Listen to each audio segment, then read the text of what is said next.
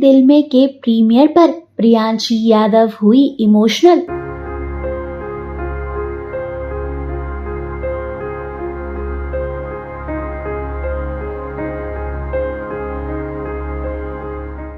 छलके आंसू।